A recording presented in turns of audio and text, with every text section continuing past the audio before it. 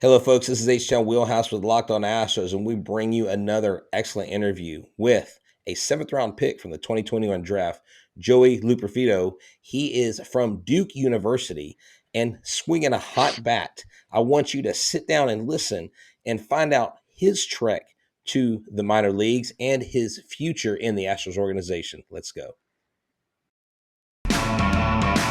Hello and welcome to Locked On Astros, your daily Astros podcast. Here are your hosts, Eric the Man Heisman and Brett Htown Wheelhouse Chansey.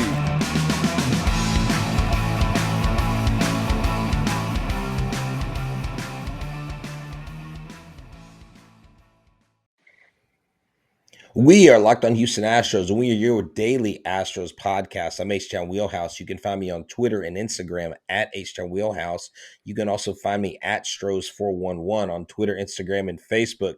Always positive, always Stros. You can find the show at Locked On Astros on Instagram, Facebook, and Twitter, anywhere you get your podcast, Apple, Google, or Spotify. Subscribe to our YouTube channel. And we have Joey Loperfiedo, seventh round draft pick from the 2021 draft for the Houston Astros, playing with Fayetteville right now. Joey, tell the fans where they can find you social media wise.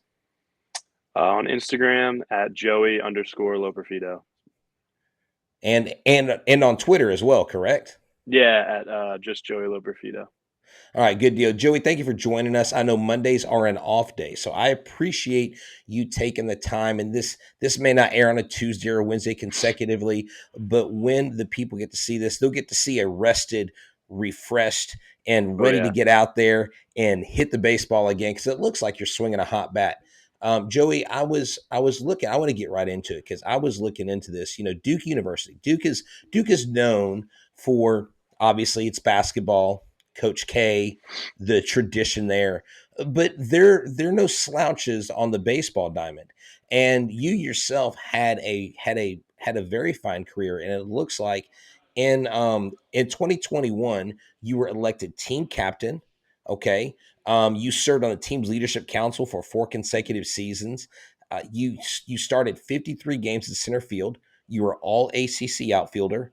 You were ACC championship tournament MVP. You led the program in batting, 374, on base percentage, 473, hits, 77, doubles, 19, runs scored, 56, and hit by pitch. You're like a modern day Craig Biggio. Tell me about your time at Duke and how valuable that was to you to get to this point. Yeah, I mean, I look back on my career at Duke, and it's hard to think, I could have been so fortunate. Coming out of high school, kind of early on in the recruiting process, Duke reached out to me, and I visited the campus with my family and just loved it from the minute I got there. Coach Pollard and what he's done with that program in the past, 4 or 5 years is really unbelievable. I mean, he's kind of done it everywhere he's gone. But to, be sitting in a meeting room on campus with him when I was a sophomore in high school and hear kind of the vision he had for the program, and then to be able to get to campus my freshman year and be a part of that coming true was really cool. And, to win that ACC championship my senior year was a great way to go out. So it's awesome. I have a ton of gratitude for not only Coach Pollard and the rest of the staff, but all the guys I got to play with and the memories I had at Duke. I loved it. And I'd do it all over again if I could. Yeah, that's awesome. And it's great that you were pretty much clear. You had a clear-cut decision. I know a lot of kids coming out of school, if they are an All-American, I know you played with Perfect Game and you had some accolades there. You were kind of recognized on the national stage. I almost sound like Charles Barkley. You were recognized. I don't know where I came from that, but No you worries. you were you seem to be a player that several coaches probably had their eyes on. And Duke, like I said, is known for its basketball. When you got there and you heard the program and you saw what was there in the other sports, um, what was it like being a part of the baseball team? Are you guys on campus? Are you guys as nearly as popular as the basketball guys, or do they reign as king and you look to them? You know what I'm saying? What was that like being on campus? Um, No, I don't. We're not anywhere close to as popular as the basketball team. But Duke's an interesting school because, with how great the academics are, they pull students from everywhere across the country. They pull students from pretty much all over the world. So there's a ton of diversity on campus, and it's not typically, you know, with so many schools, I guess, across the country, dominating in sports. I feel like Duke's a unique place because they dominate, in the classroom. It's a pretty elite institution. And then they have a couple programs on campus that really are at the top of the NCAA, and will win and compete for championships every year. So, not to sound like a total Duke person, which I guess I am, and all the Duke haters will probably hate this, but when you're there on campus, like whether it's the chemistry teachers or the people blowing leaves on campus, everything's done to a pretty elite level. And so it's cool to kind of be a part of that as a student athlete. Um, and you're pushed in the classroom and you're pushed on the athletic field, and that's pretty much in every single program. So it was really a great, healthy, competitive environment to be in. Um, but no, I mean, when Zion's walking around campus, he definitely draws more looks than myself or They're like like, our hey, third there's our third Joey. baseman. Yeah, no, no, no, no, no, no. That's not the case. Joey and Zion, they're not going to Joey. They're going to Zion. Hey, did you ever get to play? Now, I don't know how much access or how much those guys are allowed to play outside of practice and stuff. Did you ever get to play basketball with any of them? Is that a lame Duke question? um, so I do know a couple guys on our team have hooped with the women's players. Okay. So the way Cameron's set up is it's our baseball locker room is attached to Cameron Indoor, and so is the academic center. So for athletes, a lot of people study there, have like their academic meetings, and there's an elevator. You kind of walk through the Athletic Hall of Fame, which is cool. And then you can either take the elevator up to the academic center, and there's like so you have to have like a card or something to go down to like the basketball area. So they're Ah. pretty secluded, but they got a pretty cool setup down there. Um, but no, I never got to go one on one with Zion or any of those guys. I don't know if you would. I don't know if anyone would want to go one on one with someone like Zion or Yeah. Jabari. I mean, all these guys, and I mean, they've got some guys coming out this year. The Rockets have the number 3 pick, but we won't spend too much time on Duke basketball because this is about Joey. This is about baseball. But you're from the New Jersey, the Tri City area. I was looking at your pre college days. Who did you look up to growing up baseball wise? Who was your go-to guy that you knew when they were playing, you were like, I got to get to a TV. I've got to watch this guy play. So I live in South New Jersey, probably 10 minutes outside of Philadelphia. And so for me, it was Chase Utley. Wow. I played shortstop growing up as a little kid, and through high school. And I think I was talking about it this week with my manager here in Fayetteville. Just I think that '08 team that the Phillies had, I was in fourth or fifth grade. But I think that's a big reason why I kind of fell in love with baseball. I remember coming home from school and they were in that playoff race against. I think they played the Dodgers and then the Brewers or Brewers Dodgers, one of the two. But me and all my friends would get together and watch it. And if you look at that lineup, I mean, anywhere from Chase Utley, I mean Ryan Howard, Jimmy Rollins, Shane Victorino, Yep. Carlos Ruiz, and then the pitching staff. I mean, it was just a really likable group of players, especially if you're from the Philadelphia area and you're a Phillies fan. Um, and a really talented group. And so that was a really fun team to cheer for and watch win a World Series. But yeah, I always idolized Chase Utley. Um, he just played the game so hard. And I mean, I hadn't even really played too much baseball, but as a fifth grader, I could sit there and watch and be like, wow, like that guy commands the respect of his teammates by how hard he plays. So I really looked up to him. And I think you can see that in all levels with the Houston Astros, to be honest with you. Not that everybody's at Chase Utley level, but the guys from the pros, like the recent sensation of Jeremy Pena, who literally is leading all shortstops in Major League Baseball in WAR right now. Like every one of them. It's unreal what he's doing, down to AAA, AA, down to where you guys are. Now you're listed as an infielder, outfielder from Duke. Right now, what is your primary position in Fayetteville? So I'm playing pretty much everywhere right now. When we played about a month or so last summer after the draft here, it was only outfield. And I got a call 2 weeks before spring training or so, and they said, "Hey Joe, like we're really excited about the off season you've had.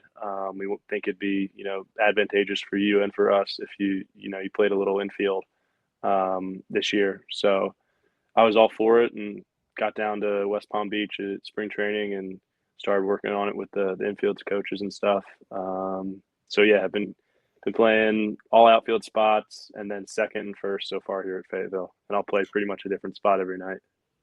Well, good deal. It sounds like the Astros are willing to take a bet on you. And after I talk about Bet Online, I want to ask you about your interactions with the major league players and Dusty Baker. But I want to tell everybody that our partners at Bet Online continue to be the number one source for all your betting needs and sports info. Find all the latest odds, news, and sports developments, including this year's basketball playoffs, Major League Baseball scores, fights, and even next season's NFL futures. I mean, the Texans aren't going to be the NFL whipping boy that they have been. They're going to be more competitive, folks. So go find out what their odds are, maybe to capture the South again. BetOnline is your continued source for all your sports wagering information, from live betting to playoffs, esports, and more. Head to the website today and use your mobile device to learn more about the trends in action. BetOnline, where the game starts. So, Joey, you and I before the show, before you started recording, we're talking about your invite to big league spring training to West Palm. I mean, you get to step on the same field as Alex Bregman, Jose Altuve, Jeremy Pena, Yuli Gurriel. I mean, do I need to keep going? Yordan Alvarez, this litany of professional players. Justin Verlander's back. What was that experience like? And maybe tell us about some interactions you had with Dusty Baker. Yeah, so I was actually in minor league camp. I think Okay, I must minor have league camp. misspoke. Okay. I was in Okay. minor league camp, and I got to play in a couple of the major league games. But this was my first spring training, and it was my first time really having a true off season.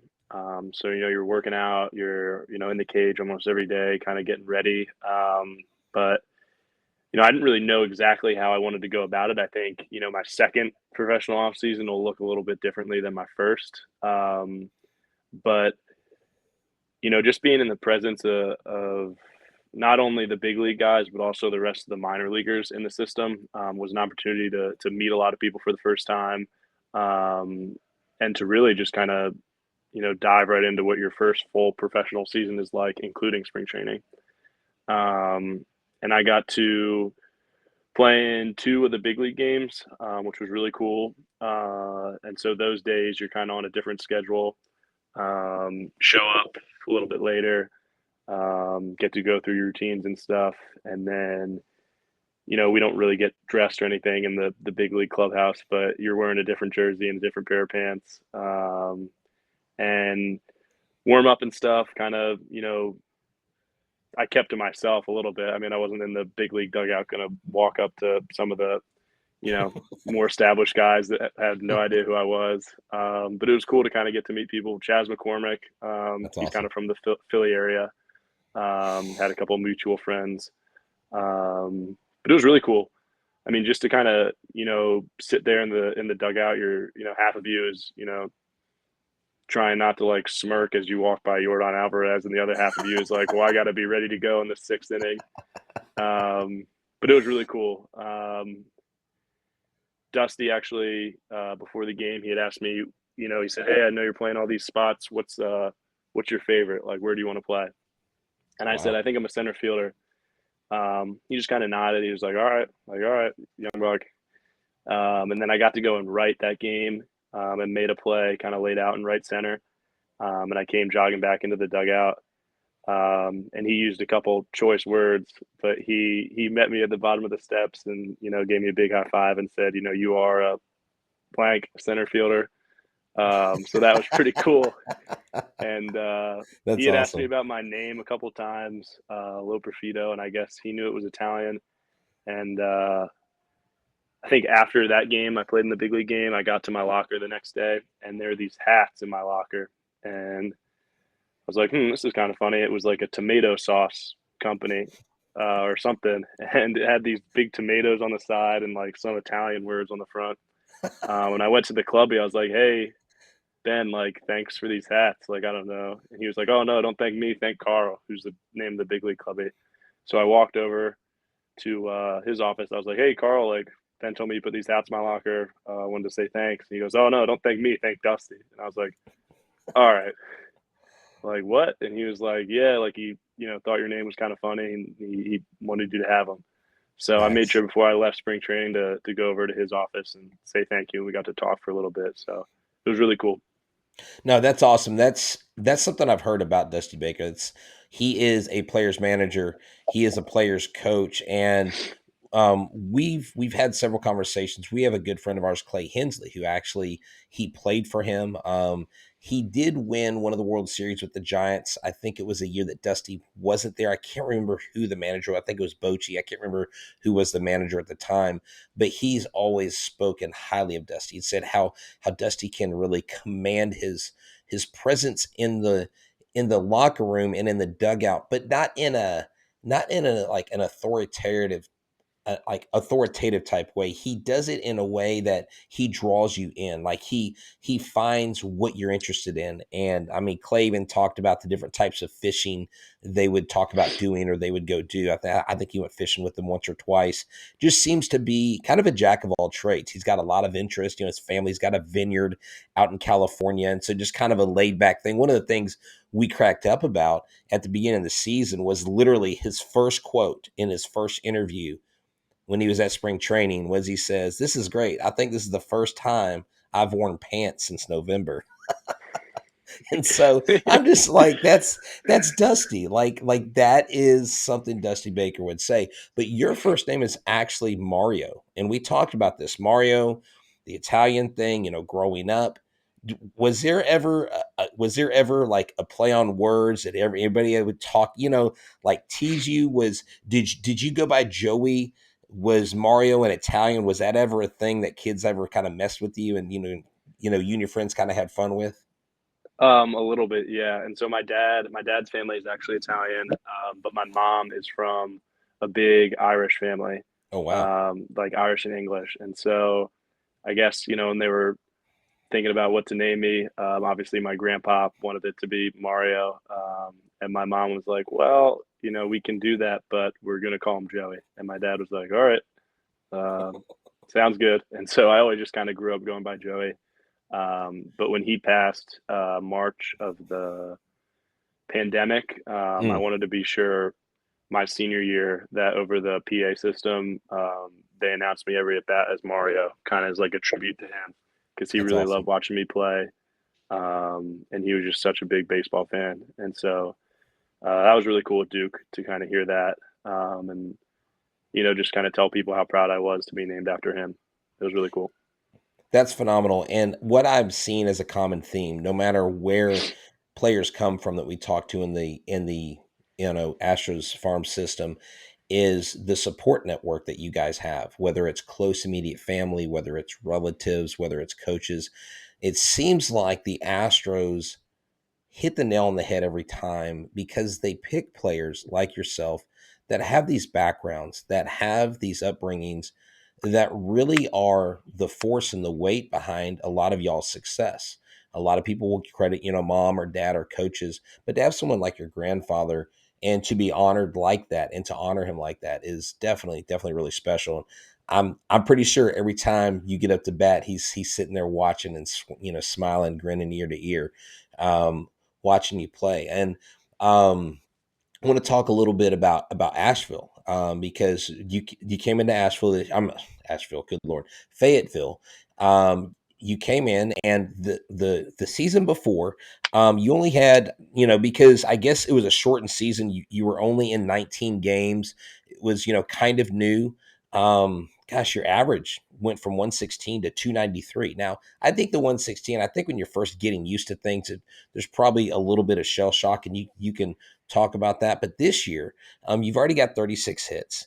You have 123 at bats. You've got 4 home runs, 6 doubles, 14 RBIs. You got 9 stolen bases.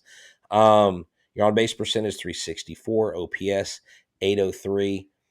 Now, knowing that it was new and knowing that it was your first season, what is the difference last year to this year? Are you just more comfortable, more in your element? Did you make adjustments early, or is that just part of the growing process? Yeah, so unfortunately, last year I got to play my first two games, and then I tested positive for COVID. So I was out probably 4 weeks, and then kind Mm, of came back to it. So I didn't get to play a ton, but it was really brutal when I got back to it. I just never really, as a player and on the field, like struggled like that. And at the time, I thought the world was ending after my first 19 pro games, but kind of going into the off season. Um, I knew I wanted to make some adjustments. We went right to instructional league from Fayetteville, so I kind of got to dive headfirst into talking with the organization about the things we wanted to fix and the things we wanted to get better at. Uh, and honestly, like now looking back on it, I'm kind of thankful a little bit that my first taste of pro ball didn't really go great because it forces you, I think, to kind of change your perspective, kind of change, your mindset on things. And honestly, really pushed me this offseason to work really hard. I think when I got drafted in July, I was 184 pounds. When I left Instructs, I think I was probably around 190ish, and then came into camp at around 215. So put on some good weight and made some pretty significant changes to my swing based off of the feedback we had gotten from 19 games. So um, yeah, it feels good to kind of be able to put up some numbers now, but I think the way I've kind of gone about it is not really thinking so much about the stats and the numbers like that, just kind of knowing what my process is day to day, what kind of perspective and what mindsets can let me be my most consistent and kind of even keel self out on the field. that sounds like, I mean, adversity in a lot of people's lives, and in most cases, is what really strives is what really drives people to strive to be better. Because I always, I'm a coach of young athletes myself, and I always tell them, life is literally 10% what happens to you and 90% how you react to it. And I just saw randomly pop up on some reels, like, I guess, rabbit hole that I went on in Instagram, and it had the scene where Rocky's talking to his son. His son's grown up, and he's like, it's not whether you're going to get hit, it's what you do when you get hit. Like, life's going to hit you hard, and are you going to get up, and are you going to keep fighting?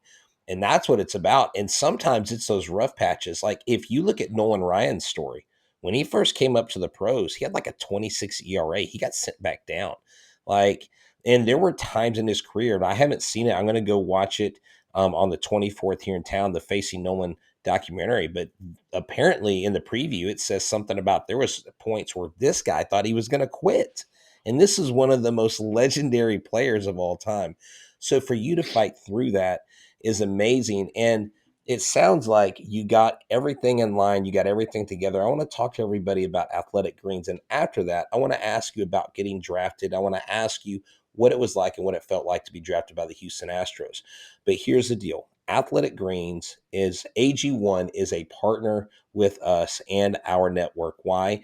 Because it solves a lot of issues that you may have health wise. If you want better gut health, if you want an optimized immune system, AG1 Athletic Greens is it. If you've hated taking pills and vitamins and supplements, this actually tastes great. Instead of, like, literally, it's green. And when I saw it, I had my doubts, but I took it. And let me tell you, it tastes amazing.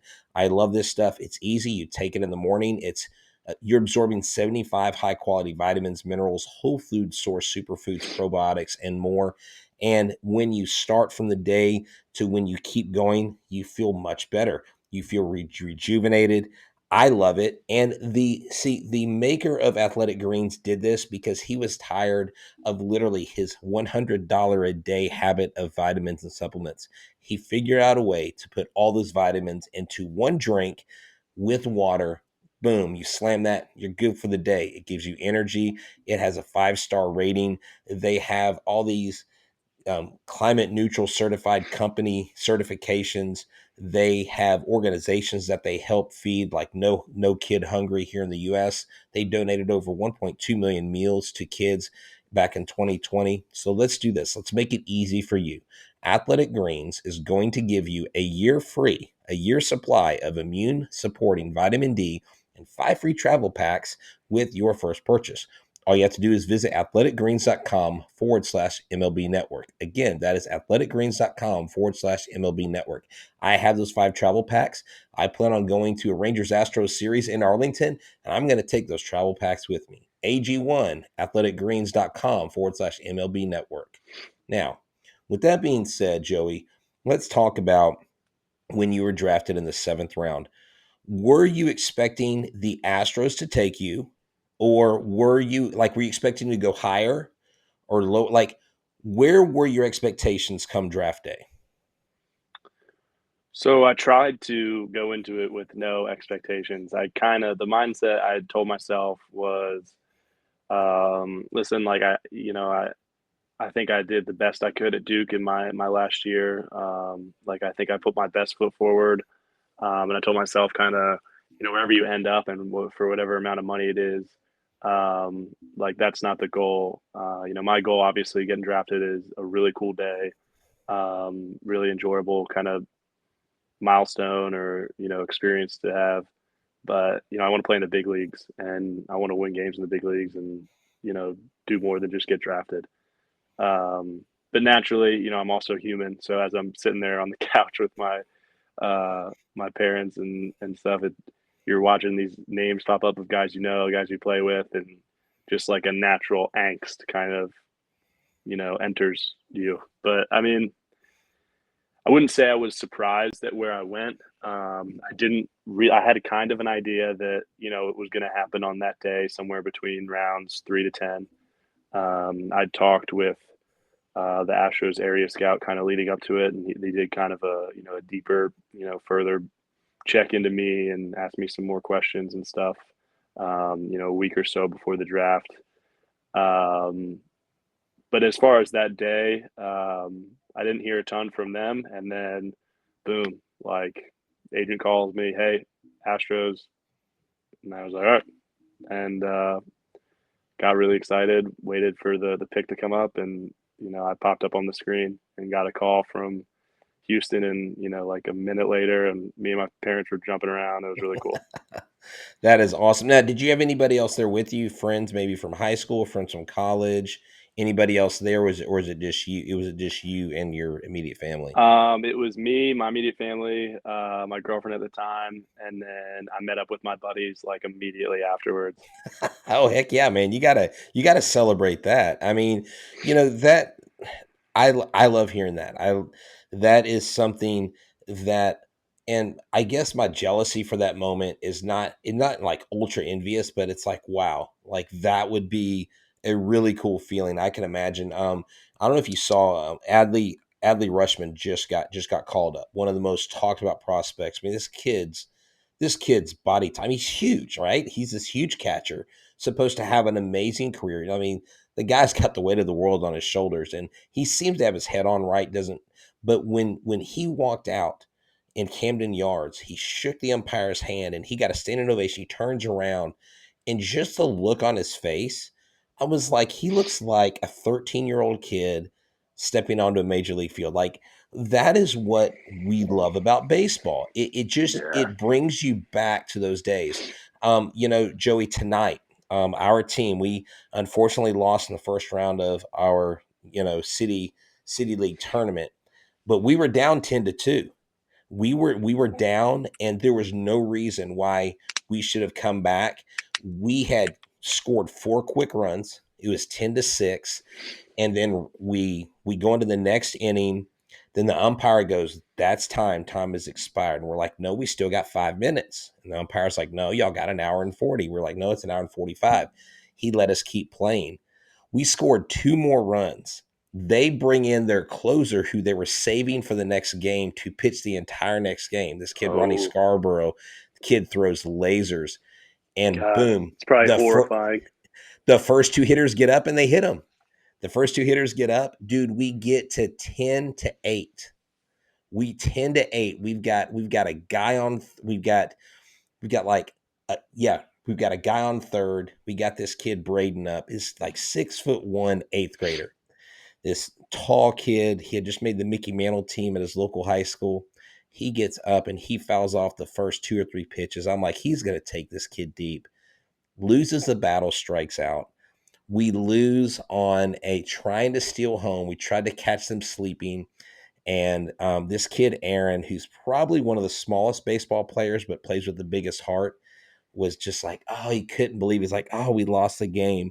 But it was so great seeing these kids who were down in a game where they should have never scored that many runs at the end.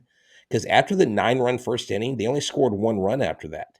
It was just error. And, just when the wheels fall off, they fall off. But the reason why I talk about that is because I see that a lot of times in minor leaguers. I see that a lot of times when I go to these games. Do you still feel like a kid out there playing? Like, do you still get that joy when you go out there on the ball field night in and night out? Yeah, I do. And, the crazy part is I think I've learned and I think I've grown so much since I was in Fayetteville last summer and played 19 games. And you show up to spring training and there's guys that have done this for like 15 years. And so to one, be able to go out every night and understand that, it's a privilege and something to be grateful for to get to play professional baseball in itself, let alone for an organization like the Astros. Um, but also just kind of understand I may think I know how this is going to go, and I may think I know, got this all figured out, and you really don't. And so it's exciting, for me to see the progress I've made in, 8 or 9 months. And then also to know that if this is really what I want, which it is, the progress I can make in the next 10 years, just keep working and keep learning from, the guys older than me. And so it's really cool. I think for me, speaking about the draft, it was a moment that kind of throughout my career, I can probably think of count them on my hand, the moments that kind of felt really surreal for me, where you're kind of like, wow, like this kind of happened for me. That's definitely one. So it's cool. Thinking about when I played Little League, I just love playing, and little did I know I would get to, do this 10 some odd years later. So it's cool. No, yeah, that is quite a story. And a lot of times I think sometimes I see so many young athletes that get so much thrown onto them, so much high expectations, almost like they peak too soon athletically, and they don't have to go through that struggle because they're like the top kid.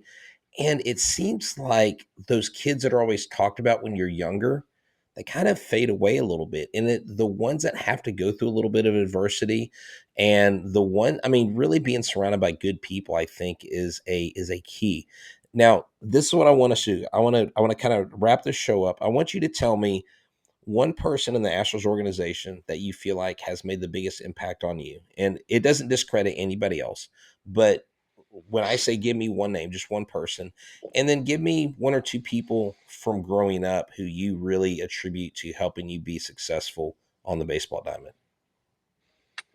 I would say Chad Stevens in the organization. He's an Astro right now, but we were in Fayetteville together last summer, and he's probably he's one of my best friends now that I have, let alone just in the organization. Um, but he struggled with me last summer too, and that was kind of both like our first kind of test of like, wow, we kind of got thrown into the fire a little bit, and it's not really going our way. And we would after games kind of come back to our apartment, and we had a deck. We were on the second floor. We would just kind of sit out there and like kind of talk and chop it up. Um, and I think I learned a lot from him just as he kind of struggled, like where his mind was at through things and how he was working through stuff. And I think he learned from me, but just kind of to go through that with somebody who you can really relate to and who, wants it as bad as you do and has the work ethic and has the good head on their shoulders. It was cool. And so we obviously kind of took that into the off season and kind of pushing each other. And he had an unbelievable spring training, and he, is hot right now too for the tourists. So it's awesome to see him, somebody who, I'm really proud of, and I know he's proud of me for killing it down here too. So it's cool. I'd say Chad for sure. Awesome. And so, one or two people growing up who you couldn't go without saying thank you. I think my mom and dad. I know this is kind of a layup one, but they're just so. I mean, there was just never a time growing up that I didn't have, the equipment I needed, the nicest, baseball stuff I could ever have asked for. My dad and I drove up and down the East Coast when I was like 12, playing in these tournaments with, uh, it was times that were definitely difficult for them up and down through my career, just knowing how much, I wanted to succeed. And, they know, I think for all the minor leaguers, it's easy to see on the surface and, you look at their name, look at their stats and stuff, but everybody has like a support system. For me, it's my family, a bunch of my friends, but there's so much more behind the scenes that these people have watched each of these players and prospects go through, and whether it's positive or negative. And so to be there on draft day with my parents who have seen everything from me waking up in the morning on days I didn't feel great to like after the game talking with them through college, through high school, and even now, I just really am grateful for them, and made everything. They've set me up in ways more than I could thank them. So definitely my parents. That's awesome. Thank you so much for sharing that. Thank you for sharing the insight from the inspiration that your late grandfather, that inspiration he gave you. Thanks for sharing the story about Dusty Baker. We love to hear stories like that. We love to hear when players share with us things that we wouldn't normally hear, outside of kind of being a fly on the wall. But Joey, we wish you all the best here at Locked On Astros, and we hope that you're able to come on soon, maybe later on in the season, to see how you're progressing, even if you move up to Asheville, different places. Just to close out, one final question: are your goals this season just to do well with where you're at and not worry about where that takes you, or do you you want to get to Asheville as soon as you can? What is your mindset and focus as we close out the show? Obviously, you want to progress, you want to get promoted up through the organization, through the ranks. But I think the best way to do that is to try and be as present as you can. Um, and so for me, in terms of goals, I don't make a ton of, statistical goals or, hey, I want to get to this affiliate by the time the season's over. Um, just because I feel like if I go out there every day, keep working hard and, keep learning, and just kind of keep my mindset, my process, that all that stuff will kind of happen and play itself out. So. Man, excellent. Like you must have gone to interview school 101. Duke must have prepared you well. But Joey, thanks again. Former Duke Blue Devil, seventh round draft pick 2021, rising star, Joey Loperfiedo, aspiring blankety blank center fielder. This guy, Dusty Baker himself, validated his skills. So for myself, Eric Heisman couldn't be here. I know next time we get you on, we'll definitely have all three of us on and we'll have a party. But, let the guys know out there in Fayetteville that we would love their support. We'd love them to log into, Locked On Astros, to subscribe to us on YouTube, follow us. We'll try to get more and more players on. Thank you so much. God bless you. Good luck this year. Continued health, continued success. And for myself and all of Locked On Astros Nation, y'all have a good one. And as always, go Stros.